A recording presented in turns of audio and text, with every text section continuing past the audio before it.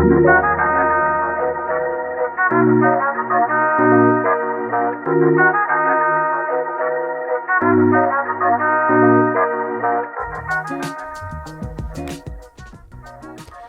there, friends.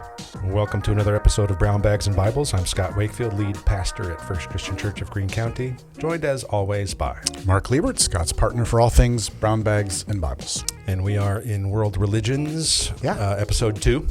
No, 1. 1, 2. Maybe 1. Are we doing Hinduism today? Uh-huh. Okay. Cool. Episode 1. Well, we just finished Mere Christianity. So effectively what we've done is laid out in 8 episodes what Christians believe. And so now we thought it would be good to lay out what are the world faiths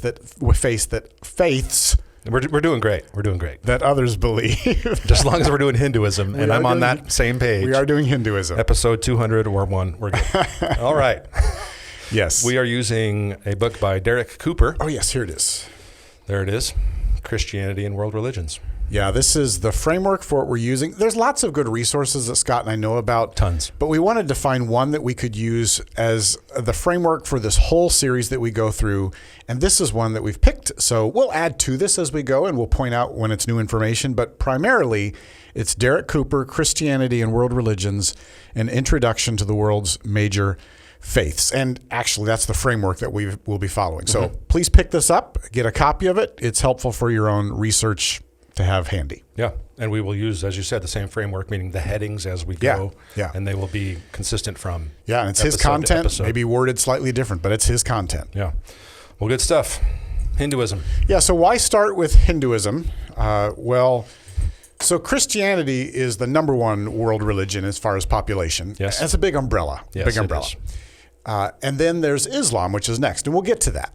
But Hinduism is third largest in the world. There's 1 billion Hindus around the world. That's more than I thought. Yeah. Huge. Well, because you think of it as primarily India, which it is, but there's so many people in India. Well, yes. So 94% of Hindus are in India, Nepal, Bangladesh. After that, it's 15% of the world's population. And I work with many Hindus because of the outsourcing that my company does. And so this is pertinent to me personally. Yeah. So that's introduction. Yeah. Beginning, and by beginning we mean the creation story or the account of the beginnings of reality or the world.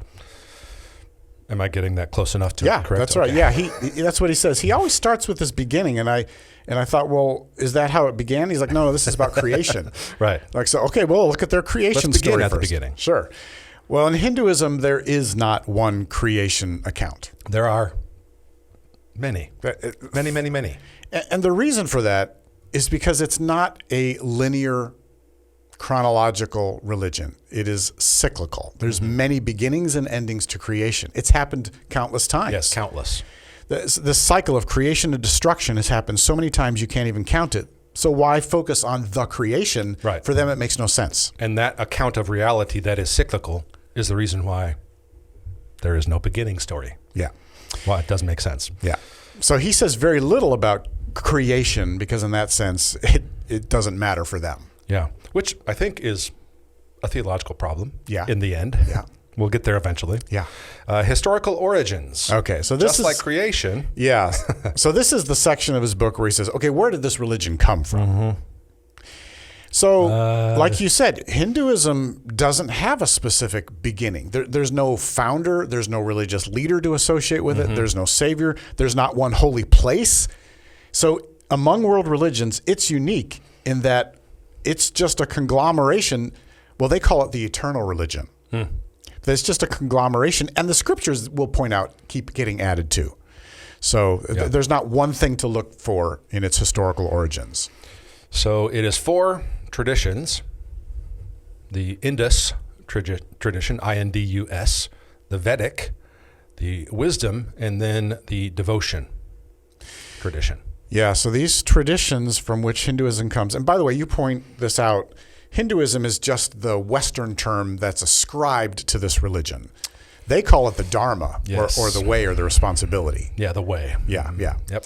But yeah, these 4 historical traditions is where it emerged from. So the Indus is about 4,000 years old. This is from the Aryan people, the Aryan culture in India, Afghanistan, that area. And they are mentioned in the oldest religious writings of the Hindu scriptures. So that's where it began. Okay. And then the Vedic tradition is 1500 to 500 BC. And that's when the caste system began. And this is, of course, a very important piece of the entire tradition. Not just the Vedic, but it's become a bigger part of Hinduism at large. Yeah, and they may officially say the caste system no longer exists, but I have friends, and I've spoken, like I'm telling you, I have friends in India. Yeah. So I've asked them, and I was remembering one that a friend of mine told me. He said the higher caste issues in India are challenging, especially in the village, in marriages. And I didn't realize that was the case, but it still permeates that the makes culture. sense. And if you think about it, particularly in the villages, which have less of the modernization that the cities experience. Sure. So he says, yes, it's still experienced. So what is the caste system? So we have 4 castes, and each has a dharma, Dharma, which is a responsibility associated with that caste. So the priests, or Brahmins, Brahmin, the Brahmins study and teach the Vedas, the scriptures, and they perform the rituals. That's the top. Then you have warriors. They protect and govern. Politician, princes, military, police. Merchants, they're the business class, middle class, teachers, middle class. Servants, they serve those above. And I assume that's all of those above, isn't it? Yeah. It's not just like they serve the merchants. It's merchants, warriors, priests. They serve all those above. And those are, we would call them blue collar, I think. Yeah. Largely. Right. Though I think it's a little more narrowly defined here, but it's farmer, manual labor, that kind of stuff. The stuff that makes the infrastructure happen for the rest to do their stuff. And then the untouchables. Yeah, they're not even really a class, like you said. They don't have a status. Yes, that's and there are 5. Yeah. But there's a sense in which there are only 4. Yeah. Dr. Cooper points out, if you are in the untouchable arena, you are unable to participate fully in Hinduism. Yeah. Wow. That's tough. I think of Jesus' compassion and the heart of God for the foreigner, the alien, the outcast, the widow, the sojourner. And just, wow, it just stands out to me that these untouchables are not able to fully participate in the eternal religion of Hinduism. No.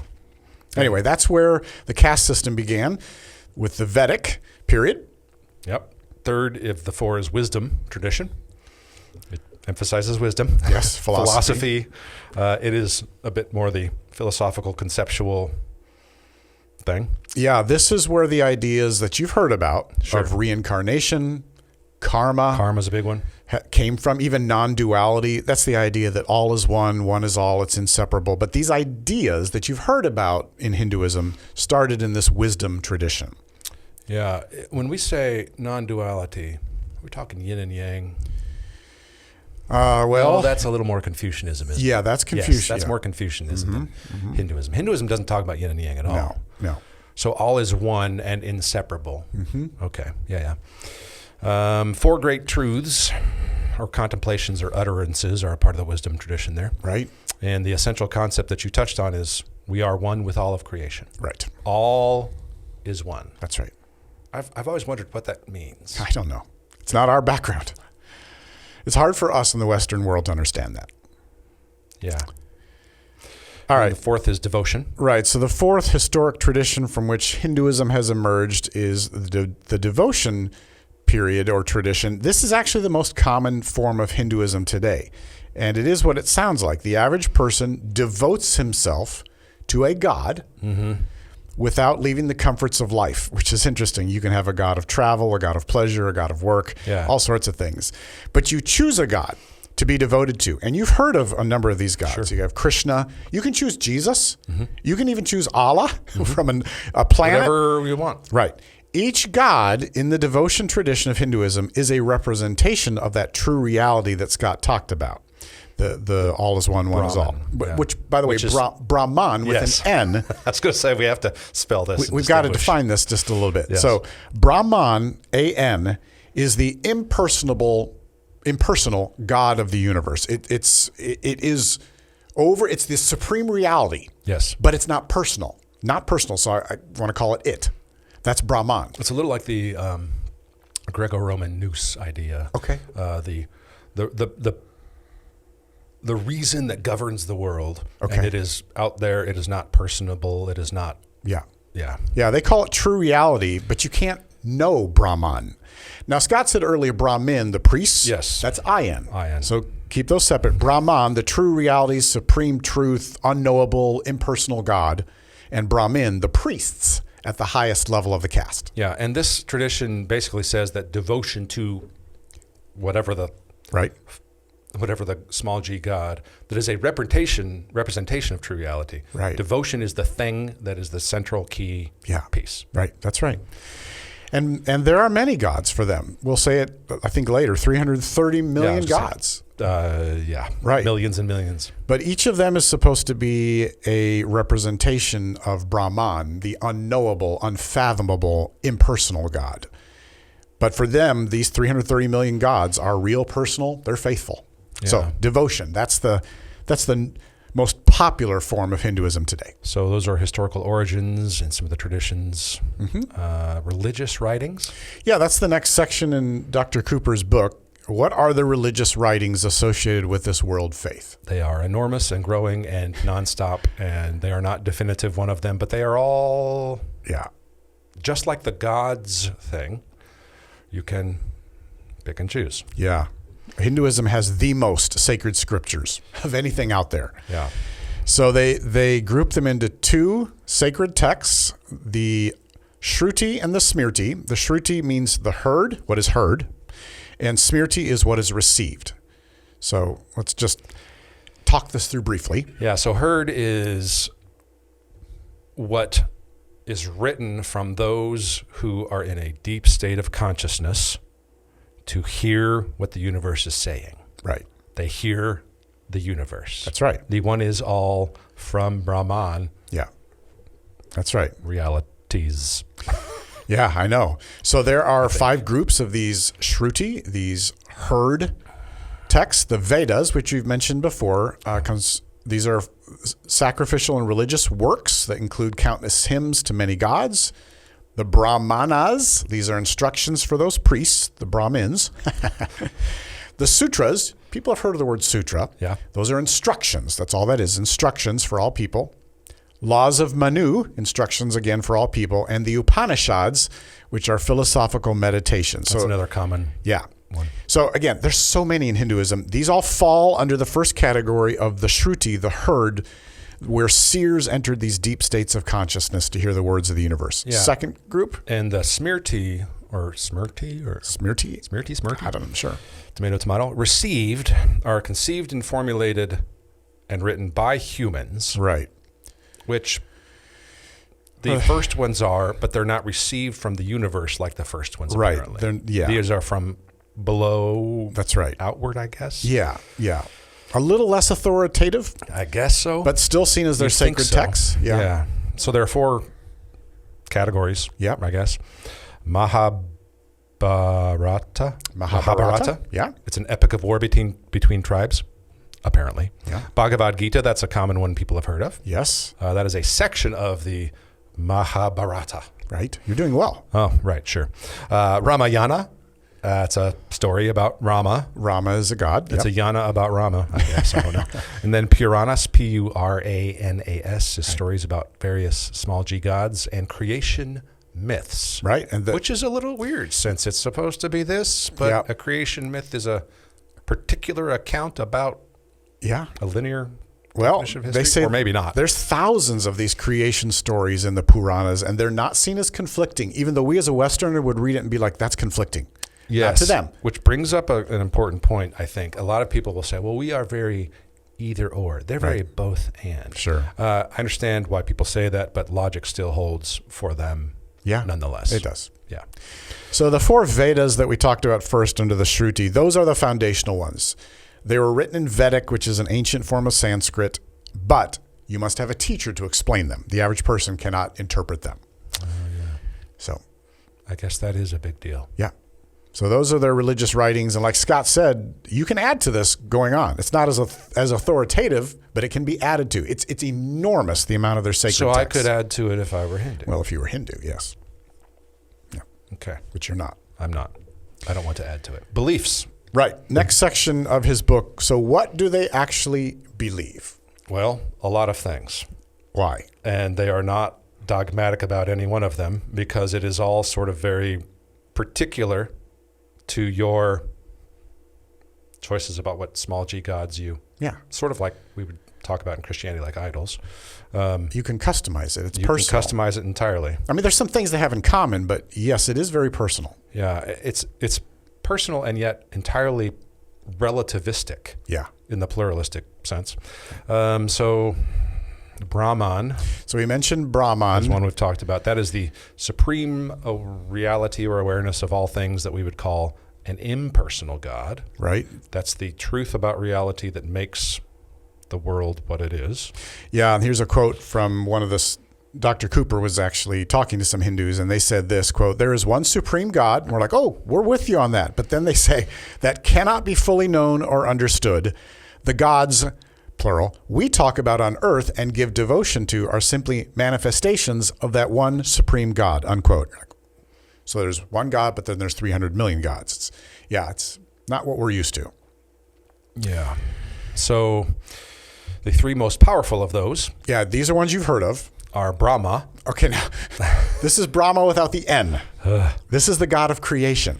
Yes. So Brahma is a manifestation of Brahman. Woo. All right. And that truth is taught by Brahmins. Right, Then there's Vishnu. Yep. That's another one people have heard of, the god of preservation. Okay. And Shiva, the god of destruction.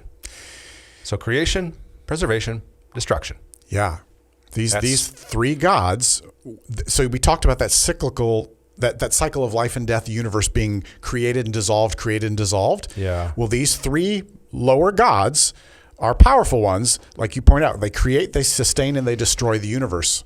And Over and over and over. Right. Yep. Okay. Brahma is a god, but is just one manifestation of Brahman. Right. You said that earlier. We've mentioned this, less about a set of doctrines and beliefs, more about what you do with it. Yeah. And we've talked about some of that relativistic, particularistic part of it, but there are 9 shared beliefs and attitudes. Yeah, so if you're going to say, what do Hindus believe? These are the things. These are the 9 things. One all-pervasive supreme being, Brahman. We've talked about that. Everything is directly or indirectly connected to Brahman. Second, the 4 Vedas, which they claim to be the world's most ancient scriptures. Again, they call it an eternal religion of what we would call Hinduism. But those 4 Vedas, every Hindu would agree with those. And that was the herd Yes. from the universe. Right, not the words of received the universe. in the sense of written by humans. Okay. Right. So third is that universe is cyclical, as we talked about. Yeah. It's just endless cycles of creation and destruction and rebirth and all that. Fourth is karma, which you've heard about. What is karma? Karma is the law of cause and effect by which people create their own destiny through what they think, say, or do. And that's important if you're going to be what number 5 is. Reincarnation. Right. Yeah. All souls evolve through many births until all karmas have been resolved or liberated.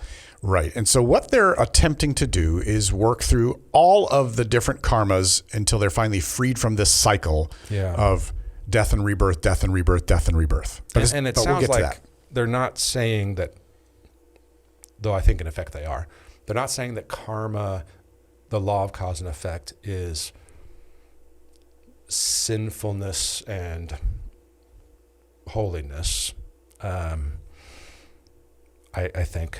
Yeah, it's not so much that. But it's interesting that they... Because it's not about sin. No, but they still have this process of having to work through all that. That's right. And undo and get rid of all that. That's right. That's right. Still a thing. Right. At the end here, when we talk about what Christians believe, that's a good point, is their focus is not so much on sin like ours is, but nonetheless, you control your destiny by the life you live. Right. So There's it does definitely- matter. Exactly. Yeah. And that's my point is Yeah. they can say, oh, it's not that. Right. But you're actually Yeah. doing a work salvation Right. where you have to undo Yeah. the wrong or bad thing. Okay. That was number 5, reincarnation. Yeah. Number 6 is that divine unseen beings do exist. Oh, sure. And their temple worship, their rituals create connection. This is important. Everything in Hinduism is about connecting to the divine. And don't they have their own altars in their homes? Yeah, they Am I do. mixing that with, okay. No, they do. Well, many of these Eastern religions do. Yes, okay. But they absolutely do. I was thinking, I'm not sure I'm talking about Hinduism at this point. Yeah. Okay. But that we're going to get to that when we talk about what Americans do with yoga here toward the end. Every bit of Hinduism is connecting to the divine, the impersonal divine. All right, that was number 6. Number 7 is that there is an enlightened master that has to be a part of this process, a guide to know the transcendent absolute. Yeah, That's you a need capital someone to T, guide you. capital A right there. Right. And you personally need to be involved with discipline, good conduct, meditation, but you need this guide. Yep. Yeah, and it's a human guide, Yeah. right? Yep. Yeah. Number 8 of the 9 is all life is sacred. A lot of people know this about Sure. Hinduism, that Yeah, they talk and because of reincarnation. right, they talk about cows, but it's all life. Yes, it's all life. Which, by the way, my friends in India tell me ultrasounds are banned because there was a practice of killing girls, Yeah, and that's been banned because all life is sacred. Right. And I actually applaud that. absolutely. So my friends whose wives are pregnant over there, they never know what they're going to have until the baby's born. It's ultrasounds are banned in India. That's cool. Yep. Last one, number 9, is that no one religion teaches the only way to salvation. Interesting. Yeah, that's makes sense Sure. given what we've already said. Yeah, their comment would be all genuine paths are just different facets refracting God impersonal light. Yeah, Yeah. that has to be the case if all is one Right. in that sense. Yeah. So of the 9 shared beliefs there we've covered, but there are millions of ways, Right. I think, in personalizing those 9 things that you get to Yeah. what they would call, like, I mean, they don't call it salvation. No, they wouldn't. they Again, don't call they're it- working for liberation from the cycle. Yeah. And we'll get to that. And they don't call it nirvana. That's That's Buddhism. Yeah, that's right. But there's some similarities, yeah. Yeah. And Buddhism also originated in India, which is why there's some similarities. So we told you there's 330 million gods. Some of the names you might know: Shiva, Vishnu, Brahma, Lakshmi. I've heard of all of these. Sure. But again, they're just representations of the one true impersonal Brahman God. Yeah. So that's what they believe. And I think because it's impersonal, their worship practices, which is what we'll talk about next, aren't really based on the one big truth out there. No. In a sense, as much as it is Yeah. I'm not sure how that works, but they have their own shrines. It's in their home. Yes. They don't attend a temple. No. There's not a prescribed way or time or No. even place. No. And that's, as you're talking about these worship practices, that's one thing that's very different for us. So, you know, we think about Sundays and we think about gathering together in a church building. Well, their worship is called puja. I've heard that term before. Yeah, Puja, is that right? Yeah. But there is no prescribed time. There's no way to do a service. And like you said, it's mainly in their home. They don't even attend a temple consistently, though temples exist. Yeah, I didn't realize this, though it makes sense. I think I've seen this, but they feed, clothe, and give worship to their gods, their household gods, every day. Yep. So they actually feed Yes. and clothe Yeah. these small g gods. That's right. Yeah. It's fascinating. So there are 3 main worship paths that someone can follow. By the way, path is yoga. Yoga is a yoke or a union to God, to the divine. Be very aware. way. That is what that means. Yes. So the 3 main worship paths or yogas that they follow are the karma, the bhakti, and the jnana. Karma yoga is what it sounds like. Since karma is about works that we do, Yeah. it's the path of action. You sacrifice yourself doing good works on behalf of others.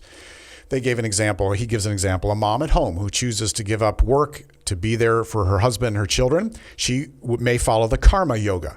That is her way of creating for herself a better destiny in the next life. Yeah. She's sacrificing for herself. That's the karma one. And then That's the path of action. Right. The bhakti, the second one, is the path of devotion, about showing love and devotion to the God of your choosing. Right. Many do that today. Yeah. That's very common. And then the third is the path of knowledge. Yeah, jnana, knowledge. But this one's more rare because it's only for the elite spiritually. The very spiritual. Right. It's all about study and reflection.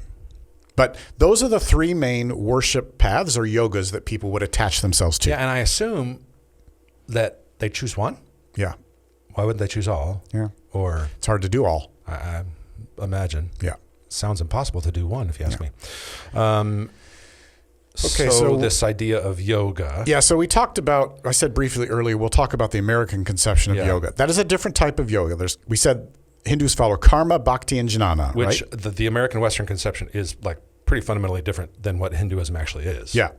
So hatha yoga, or hatha, I don't know how you pronounce it. People's common perception. Yeah. Right. That's the one Americans follow, which has to do with the breathing techniques, posture, meditation. It means force, though. Hatha yoga means force. And again, it's still about connecting to the divine if you do it properly. This impersonal divine. It's meant to. Yeah. Yes. So we just inserted in our notes here an article by Al Mohler, Should Christians Practice Yoga? The form that's in the West, that's popular in the West. He says this: yoga cannot be neatly separated into physical and spiritual dimensions. The physical is the spiritual in yoga, and the exercises and disciplines of yoga are meant to connect with the divine.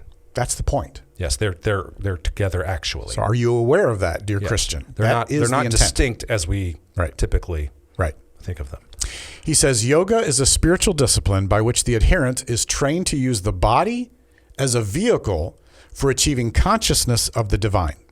And then he contrasts that and says, Christians are called to look to Christ for all that we need and to obey Christ through the obeying of his word. We're not called, still quoting Al Mohler, we're not called to escape the consciousness of this world by achieving an elevated state of consciousness, but to follow Christ in the way of faithfulness, unquote.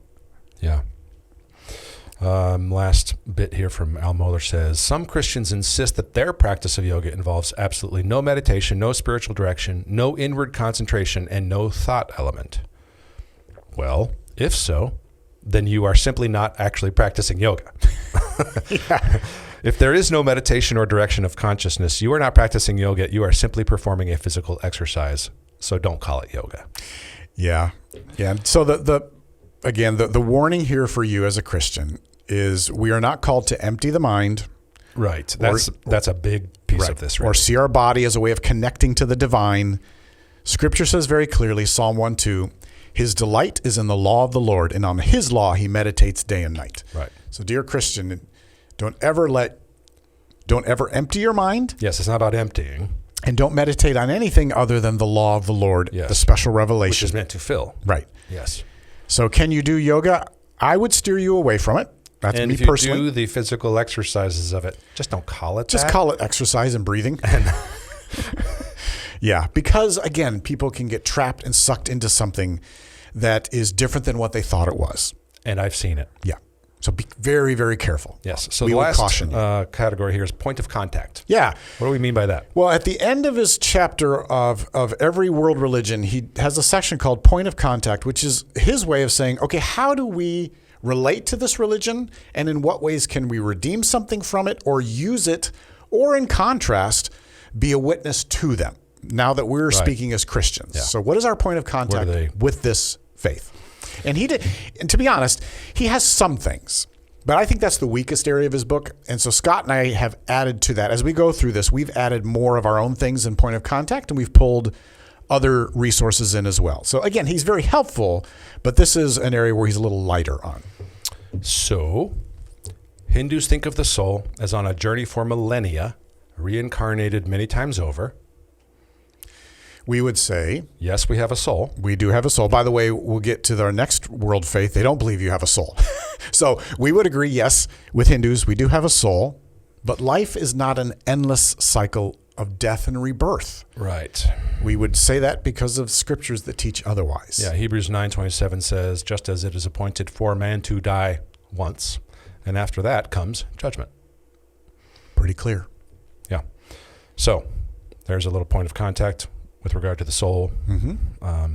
But you can start with the fact we do have a soul. Yes, we have a soul. Because we agree. Just are not reincarnated. Right.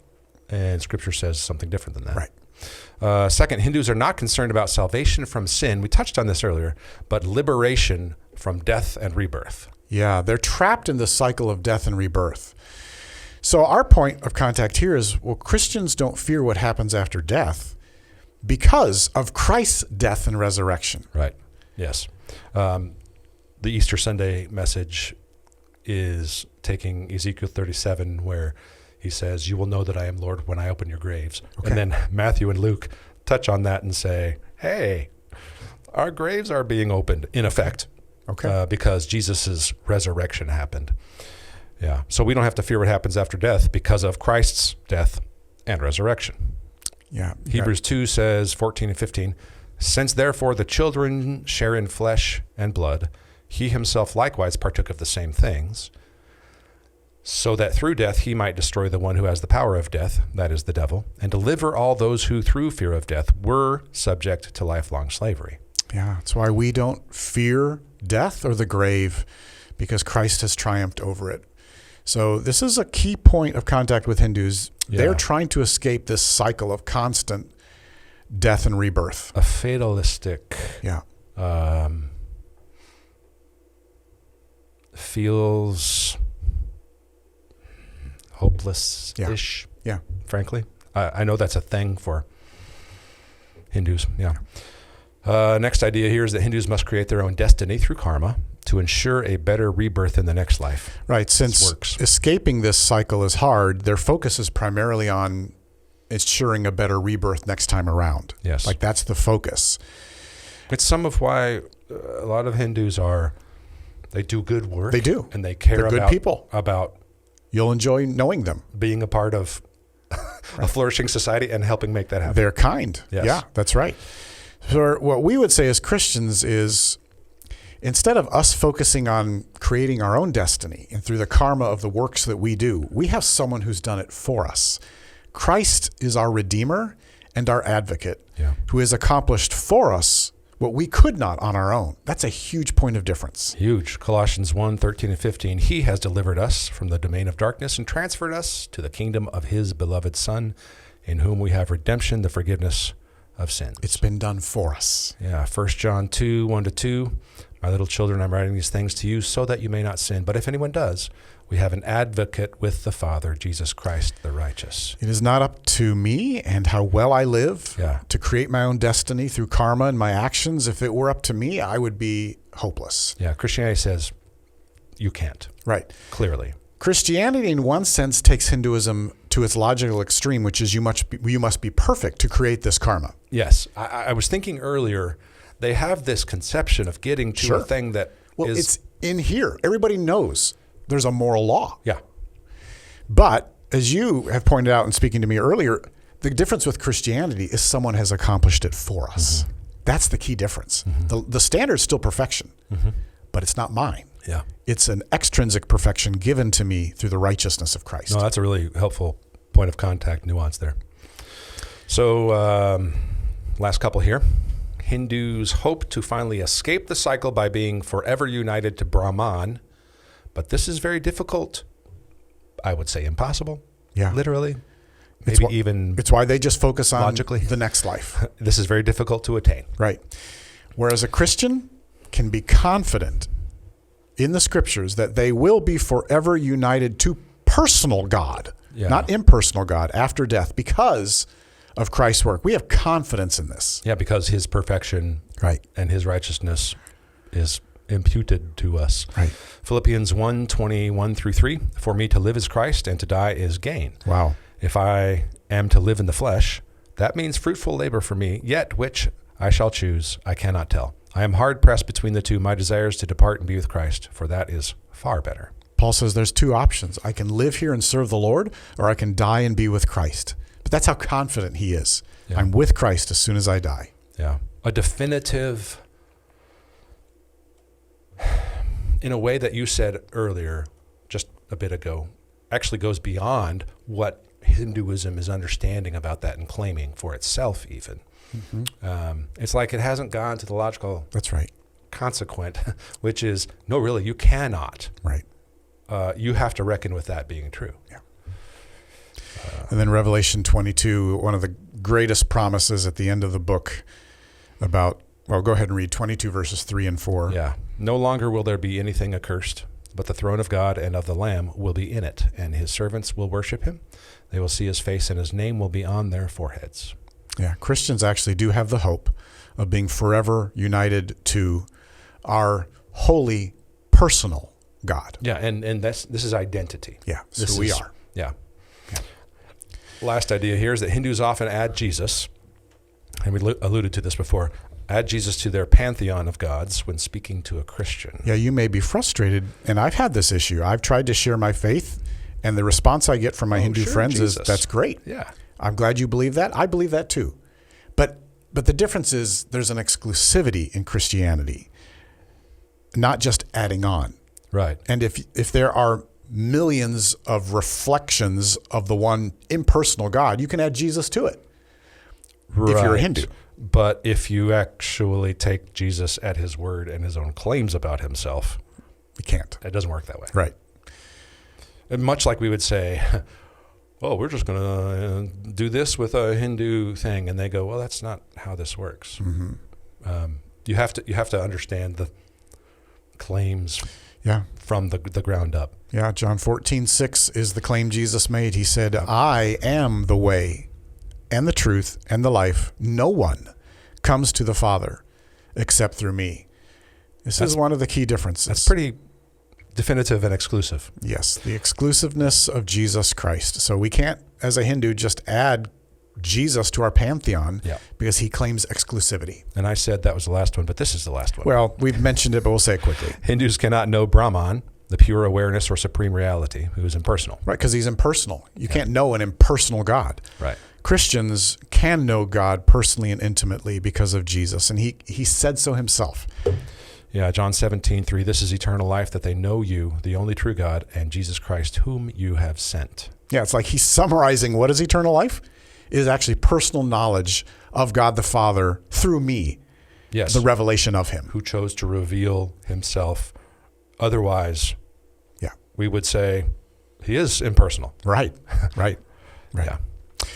Hope that's helpful. Again, we'll follow this format for the next ones. We'll do maybe 6 or so episodes on world faiths.